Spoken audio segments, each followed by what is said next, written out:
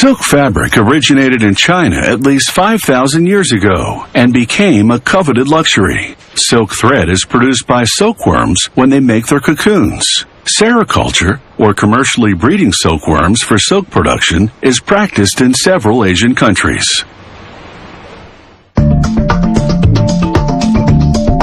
From home goods to accessories and clothing, there are few textiles as elegant and luxurious or as prized throughout the ages as silk. It's hard to believe this beautiful fabric comes from worms. The female silkworm lays up to 400 eggs in one shot, then promptly dies. Each egg, about 2 weeks later, hatches into a larva. The larva feeds on fresh mulberry leaves continuously, increasing its body weight 10,000-fold and growing to a length of about 3 inches. Then, as it enters the pupa phase of its life cycle, it excretes liquid raw silk from salivary glands in its mouth. When that liquid silk contacts with the air, it hardens into a single thread. Pupating larva winds that thread around itself into a thick, cozy cocoon. Normally, the pupa inside becomes a moth, and the cocoon breaks as it emerges. However, this severs the continuous silk thread, so to keep the thread intact, they boiled the cocoon for about 3 minutes to kill the pupa inside before it transforms into a moth. Boiling the cocoons also makes the wound thread easier to unravel by melting away most of the sericin, the gelatinous protein that binds it. To harvest the silk, they take threads from 30 to 50 cocoons at a time. They feed them all together through a hole in the bamboo stick onto a hand-operated reel. Then, slowly and carefully, they turn the reel, unraveling the cocoons. As the thread passes together through the stick, the remaining sericin glues them together, forming a single thicker thread.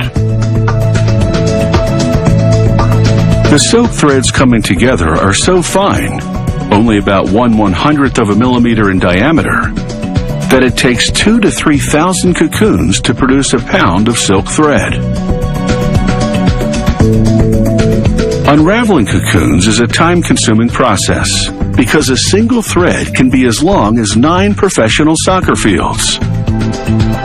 To make this feather-like silk thread easier to handle, they weigh it down with sand before rolling it into a bundle.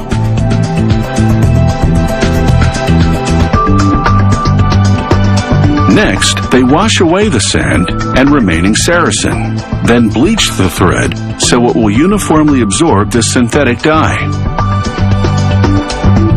It's critical to monitor the ratio of dye to hot water, as well as water temperature and soaking time, as all these factors combined affect the quality of the color. After rinsing away the excess dye with lukewarm water, they hang the thread to dry.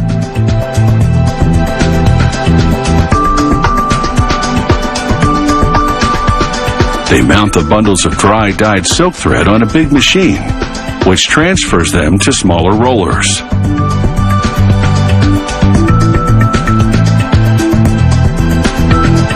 Those rollers then go on an automated machine, which transfers the thread to small bobbins. To craft silk fabric, weavers will pass bobbins of thread horizontally between vertical threads on a traditional hand-operated loom. Another machine, meanwhile, winds thread around spools. A worker then installs a set number of spool threads on a mechanism, which aligns them vertically on the loom, parallel to each other. Fabric that's about 3 feet wide typically requires 4,000 vertical threads. By stepping on the loom's foot pedal, the weaver repeatedly raises every second vertical thread, and with a tug of a cord, passes a shuttle containing a bobbin of thread horizontally in between. This intertwining of horizontal and vertical threads weaves the silk fabric. To create a pattern, the weaver uses multiple shuttles containing threads of different colors, thicknesses, and textures. Some patterns, such as an intricate weave called brocade, are so intricate that even the most experienced weavers produce just 2 to 6 inches of fabric per day. Now that's wearable art.